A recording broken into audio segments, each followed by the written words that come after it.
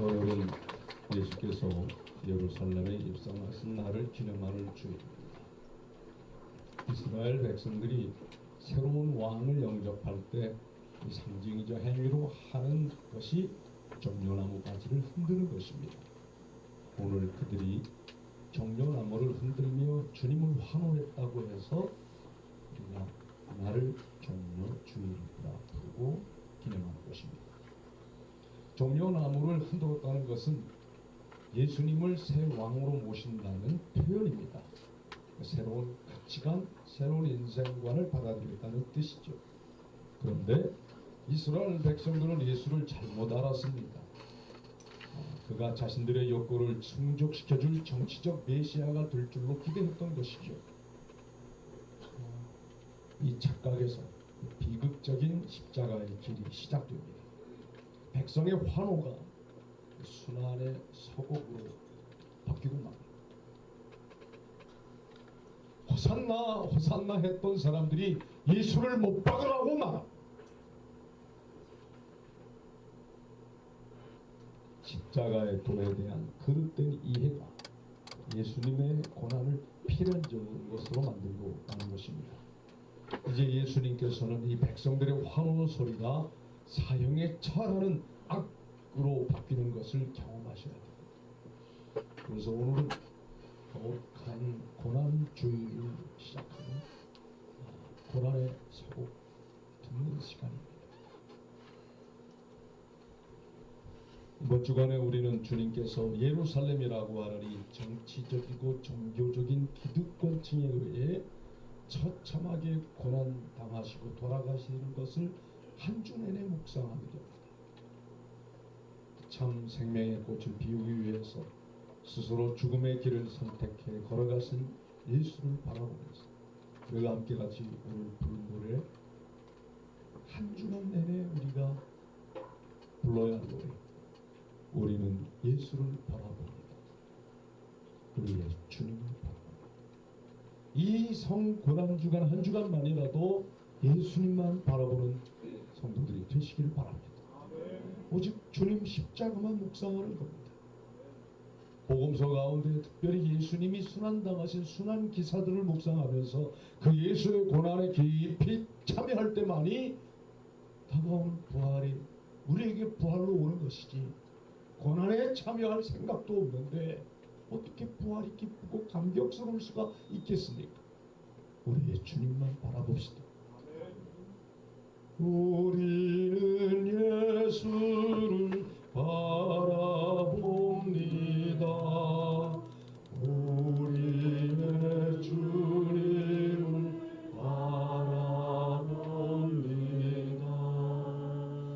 우리는 예수를 바라봅니다. 우리의 주님을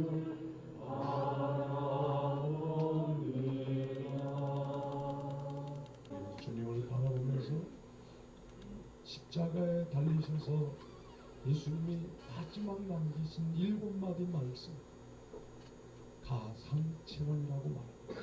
그 7마디의 말씀이라도 우리가 깊이 듣고 묵상하면서 고난에 참여하게 되면 놀라운 고난의 신비가 열리고 부활의 감격이 그 이전보다 더 새롭고 뜨겁게 될 줄로 믿습니다. 인간이 죽을 때 마지막 그 최후 고통을 단말마의 고통이라고 말하죠. 단말마. 말마는 산스크리어트입니다. 이게 마루마라고 하는 뜻인데 급소를 말합니다. 급소가 잘린다 그래서 단말마. 누가 급소를 눌러도 아프잖아. 급소를 누가 누르면 비명을 지르죠. 그 급소가 날카로운 흉기에 찢겨지는 그 아픔이 계속되는 걸 단말마의 고통이라 합니다. 마지막 인종하기 전에 암 환자들이 너무 고통스러우니까 마약을 간청하잖아요. 제발 몰핀 주사로 이 고통 좀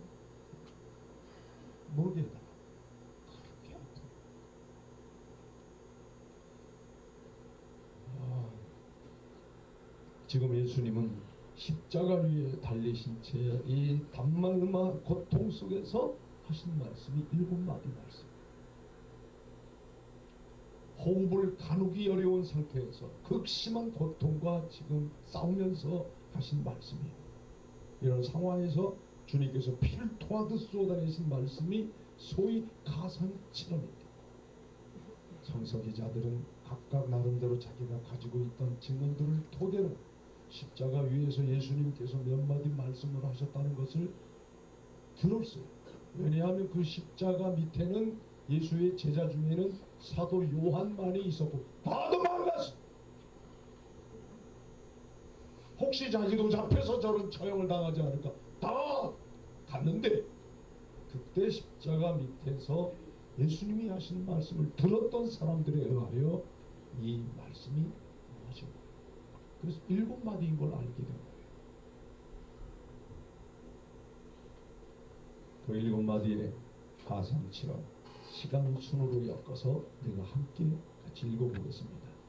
첫 번째, 맨 처음 십자가 위에 달리셔서 예수님이 하신 말씀 읽어보겠습니다. 시작. 이에 예수께서 이르되 아버지 저들을 사하여 주옵소서 자기들이 하는 것을 알지 못함이니이다 하시더라. 누가복음 23장 34절에 나와 있습니다. 두 번째 말씀입니다. 시작. 예수께서 이르시되 내가 진실로 내게 이르노니 오늘 내가 나와 함께 낙원에 있으리라 하시니라. 누가복음 23장 43절에 이 증언이 나와 있습니다. 세 번째 하신 말씀 시작.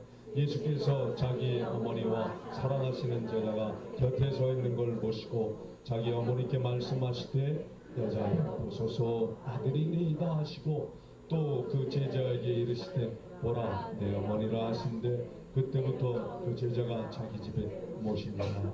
요한복음 19장 26절 27절에 나와 있습니다.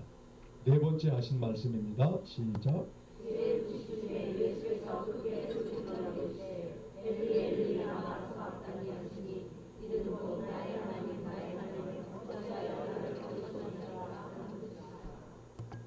마태복음 27장 46절에 나와 있습니다. 다섯 번째 하신 말씀을 읽어보겠습니다.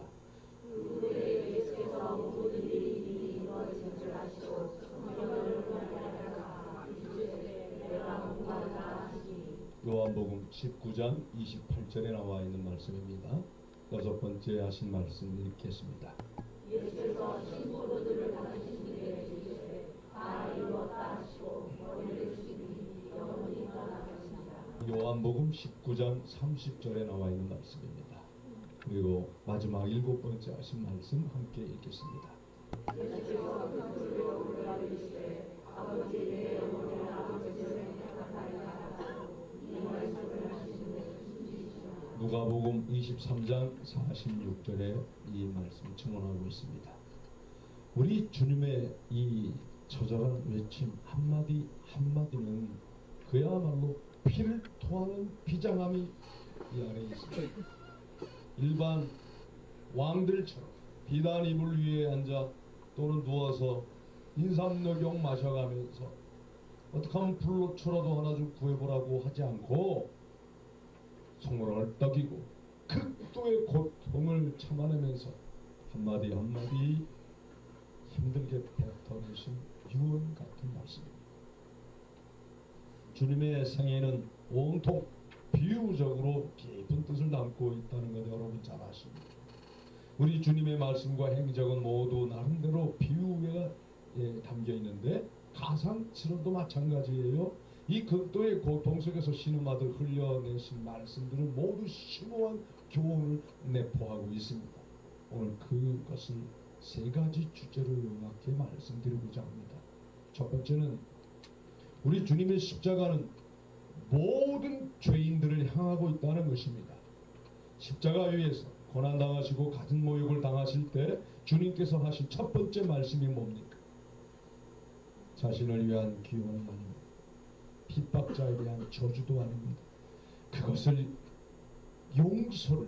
용서를 위한 중보기도입니다. 아버지여 저희를 사하여 주옵소서. 이 십자가 위에 달리셔서 맨 처음 하신 예수님의 말씀입니다. 아버지, 저들을 사하여 주옵소서. 자기들이 하는 것을 알지 못함이니이다. 배신자를 위한 중보기도였습니다. 여러분, 삼손 다 아시죠? 두 눈을 뺀 블레셋 사람들 때문에 그가 어떻게 기도합니까? 주 여호와여 구하옵나니 이번만 한 번만 더 나를 강하게 하사 저 원수를 단번에 하고 마지막 힘을 구하. 그래서 실제로 그는 원수를 구했어요. 그러나 우리 주님은 어떻게 하셨습니까? 나를 죽이는 저 원수들을 벌하여 달라가 아니잖아요. 원수를 사랑하라신 예수님 평소의 가르침을 그대로 실천하고 있습니다. 원수를 사랑하며 너희를 핍박하는 자를 위하여 기도하라고 하는 가르치심, 7번씩 70번씩이라도 무한대로 용서하라고 하시는 말씀 그대로 자비를 정하고 있는 것입니다. 참 놀랍게도 2000년 기독교 역사를 보면 우리 예수님이 십자가 위에서 달리셔서 하신 이 가상실현 첫 번째 하신 이 용서를 예수의 제자들도 실천한 사람이 참 많습니다. 놀라운 일. 주님이 걸어가신 길을 그대로 걸어가신 것이죠. 정말 어려운 얘기인데 그런 제자들이 얼마나 많은지 모릅니다. 여러분, 도저히 불가능해, 그 나와 관련이 없어, 이렇게 생각하지 말고 다시 한번 우리를 향한 자비의 마음을 여러분들이 받아들이시기 바랍니다. 사실은 하나님이 나를 용서하시길 이렇게 용서하셨잖아요. 끝없이 용서하셨잖아요. 우리가 잘못한 게 어디 한두 번입니까? 수십 번이라도 수백 번이라도 잘못할 때마다 용서해 주셨잖아요. 그런데 왜 우리는 남을 용서 못할까? 우리는 그렇게 여러 번 하나님께 자비를 구하고 용서를 청하면서 왜 우리는 우리에게 잘못한 일을 용서를 못할까?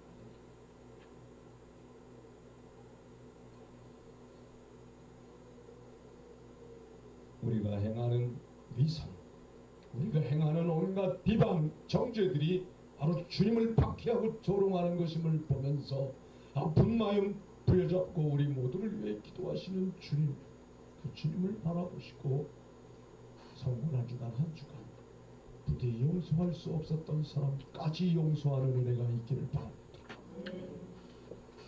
갈보리 산 위에 예수와 함께 두 명의 강도가 못 박혔습니다. 이 두 명 다 예수님처럼 십자가 고통 속에서 신음하고 있는 거예요. 그러나 그중 한 사람은 끝까지 자기 의를 버리질 못합니다. 한 사람만이 자신의 처지를 직시하고 주님에게 자비를 청합니다.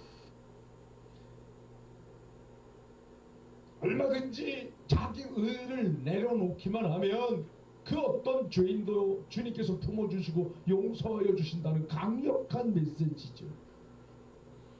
주님의 십자가는 모든 사람을 구원의 길로 초청하는 몸부림입니다.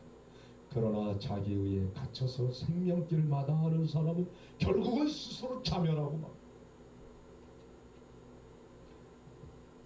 예수님이 십자가에 달리셨을 때 한쪽의 강도는 예수를 비방합니다. 네가 정령 그리스도냐? 네가 메시아냐? 그러면 이제라도 네가 한번 그 권능을 가지고 십자가 위에서 뛰어내리면 되잖아. 이렇게 비방하는 사람과 똑같은 마음으로 그 예수를 메시아라고 하더니 이렇게 죽어. 그런데 한 사람의 강도는 주여, 내가 아버지 나라에 들어가게 나를 불쌍히 여겨달라고 자비를 청합니다. 주여 나를 불쌍히 여겨주소서. 여러분, 금조 한 주간 주님께 가난한 마음으로 나아가 자비를 청하는 한 주가 되기를 바랍니다. 정말 우리 주님 자비하셔서 여러분이 자비를 청할 때 뿌리치지 않습니다.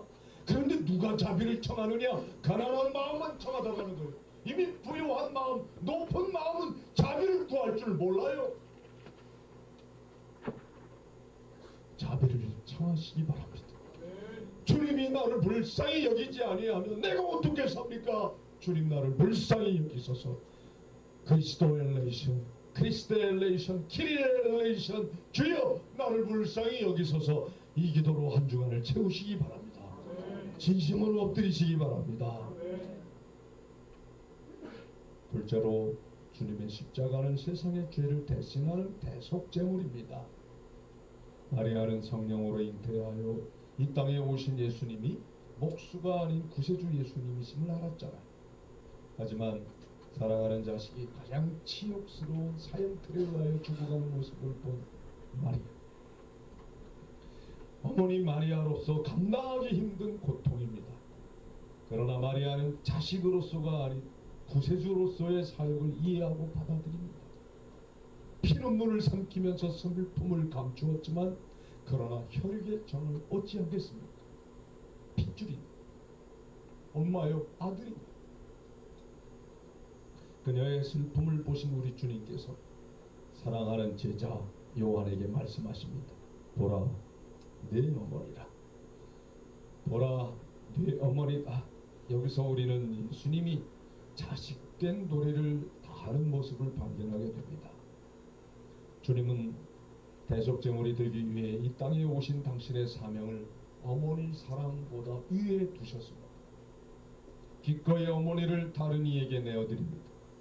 혈육으로 말하자면 지금 어머니의 고통을 덜어드리기 위해서 십자가 위에서 내려오셔야 마땅하지만 끝내 그 길을 포기하고 지금 어머니가 지켜보는 가운데 나무 위에 달려 피를 쏟고 죽어가고 있는 것입니다. 누군가 버림받는 일만큼 비참하고 괴로운 일이 어디 있습니까?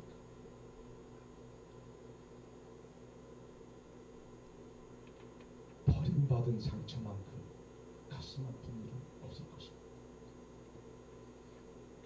호산나 호산나 찬송하리로다 하던 군중들이 예수를 십자가에 못 박으시오. 예수를 못 박고 그 사람들이 한 거예요. 그 사람. 바로 며칠 전에 호산나 호산나 하던 그 사람들이 예수를 못 박으라고.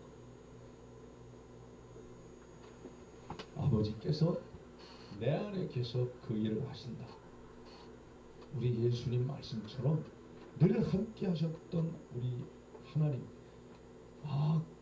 아버지께서 내 안에 계셔서 나는 그의 일을 하신다. 예수님이 이렇게 사셨단 말이죠.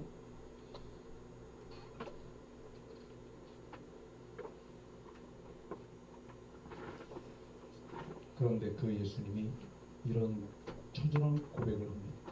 울부짖습니다. 엘리 엘리 라마 사막다. 나의 하나님 나의 하나님 어찌하여 나를 버리셨나이까. 이런 처절한 기도. 온 땅은 어두움에 덮인 채 하나님의 부지를 나타내고 있었을 때 우리 주님이 내뱉은 이 처절한 고통. 하나님이 자기를 외면하시는 이유가 무엇 때문입니까?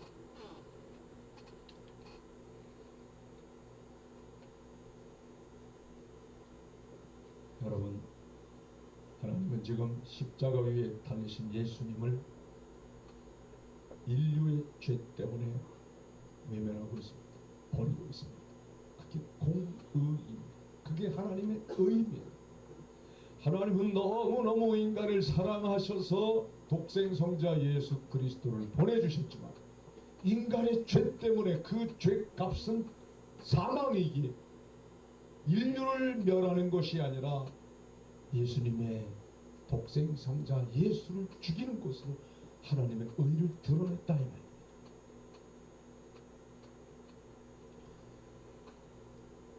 예수님의 이 처절한 버림받으심은 바로 나의 죄, 우리의 죄, 세상 죄 때문이셨습니다. 온갖 죄를 짊어지신 제 십자가 위에서 신음하고 계셨고, 하나님은 온 세상의 죄를 짊어진 예수를 용납하실 수 없었습니다. 그래서 심판이 있습니다. 그 심판이 곧 십자가에서 죽음. 주님은 흠없고 죄 없는 분이시지만 우리 죄를 짊어지셨기에 하나님께로부터 버림받는 것입니다. 어찌하여 나를 버리셨나이까? 실제로 버림받은 것. 내가 버림받아야 하는데 예수가 대신 버림받았다 이 말입니다. 내가 죽어야 하는데 예수가 대신 죽었다는 것입니다. 이것이 머리가 아닌 가슴으로 깨달아지는 한 주가 되기 바랍니다. 셋째로 주님의 십자가는 구원을 완성합니다. 이미 심한 태형을 받고 십자가에 못 박히신 주님은 이 저혈량성 쇼크로 목이 탄 거예요. 정말 목이 말라본 사람은 아실 거예요. 너무 목이 마르면 어떻게 돼요? 길바닥에 고인 물이라도 적시고 싶고, 오줌물이라도 물은 입에 적시고 싶고, 걸레를 짜서라도 걸레에서 나오는 물을 입에다가 대고 싶은 게 타는 목마름에 타는 목마름. 그렇게 처절한 타는 목마름, 내가 목마르다 라고 말씀하셨어요. 단순히 갈증에 대한 의사 표시가 아닙니다. 성경을 응하게 하려 하신 말씀이고, 또한 이 땅에서 우리가 겪고 있는 삶의 근원적인 갈급급함에 대한 표현이십니다. 이렇게 갈급.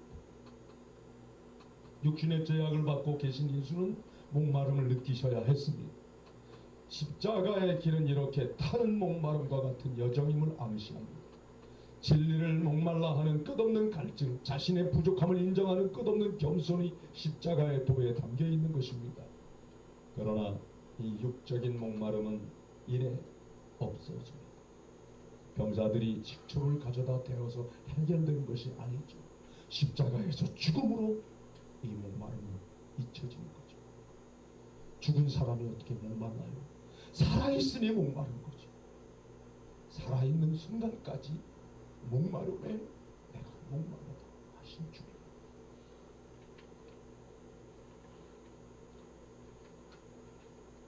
진정한 죽음으로 참다운 생명의 꽃이 핍니다. 주님은 역사 안에 오셔서 2000년 전에 이것을 이미 실증하셨습니다. 하나님과 동등된 분이신 주께서 종의 모습으로 오셔서 십자가에 달려 죽으신 사건입니다.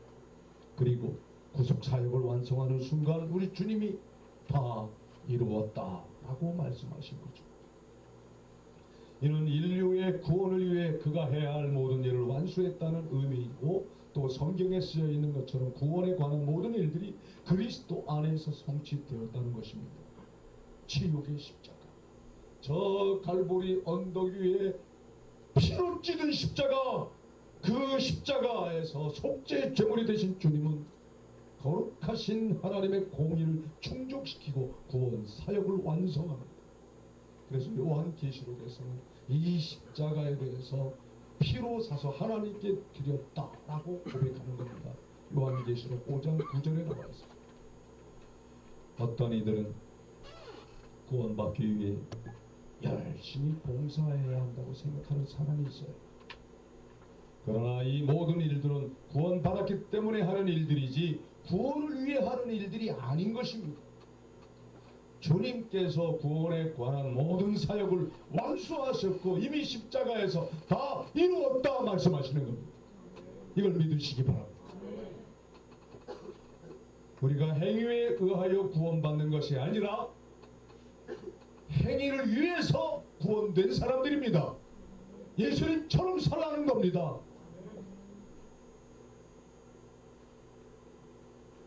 우리는 그리스도의 사역, 곧 하나님 나라 건설을 위한 일꾼이 되기 위하여 구원의 은혜를 입은 사람들이고, 또 우리가 할 수 있는 일은 이 구원의 바다 아래에서 은혜를 누리며 그 은혜를 온 세상에 나누는 일일 뿐입니다. 이제 말씀을 정리하도록 하겠습니다. 창세기에 의하면 하나님은 6일간의 창조 사역으로 세상을 완성하셨죠. 그리고 제7일에 안식함으로 모든 피조물들에게 자율적 생명을 허락하신 겁니다. 십자가 위에서 이루어진 주님의 구원 사역도 6가지 말씀을 하시면서 완성되었습니다. 그리고 7번째 말씀이 아버지 품 안에서 안식에 대한 말씀입니다. 아버지여, 내 영혼을 당신 손에 부탁하라. 여러분도 이 세상에서 이 짧은 덧없는 생을 마칠 때, 마지막 숨질 때 하는 말이 예수님처럼 아버지여, 내 영혼을 부탁하나이다, 이렇게 갈 수 있기를 바랍니다. 여러분, 우리 예수님은 이렇게 비명 속에 처절하게 십자가에 달리시면서 우리 죄 때문에 고통 속에 가셨지만 끝내 죽이는 자들을 향해서도 자비와 용서를 베푸시고 가십니다. 그리고 아버지께 자신의 영혼을 부탁하는 것처럼 우리의 삶도 용서할 것 부디 용서하시고, 여러분, 내 영혼을 당신 손에 두고 드립니다. 하나님은 내 아버지이시고 하나님만 끝없이 믿습니다. 그렇게 위탁할 수 있기를 바랍니다. 그게 은총입니다. 이제 그분의 부재가 시작됩니다. 사실 십자가에 달리신 주님은 우리 하나님입니다. 성삼위 하나님 중에 한 분이십니다. 삼위일체 하나님 중에 한 분이신 성자 예수 그리스도가 죽은 겁니다.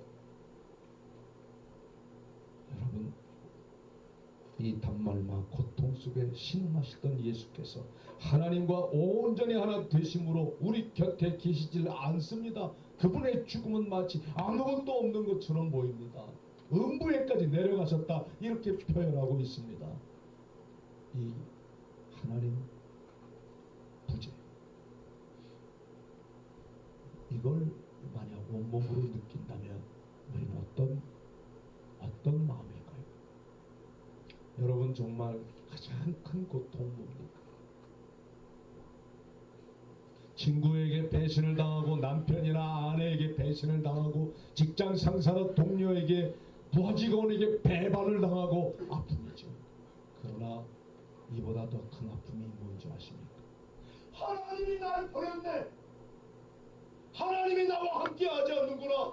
하나님은 나와는 아무 관계가 없나 봐. 이 고통 경험해보라, 이 말입니다. 일생에 있어서 그런 처절한 고독, 어떻게 하나님 정말 계신가? 하나님 계시다면 나를 이렇게 내버려둘 수가 있나?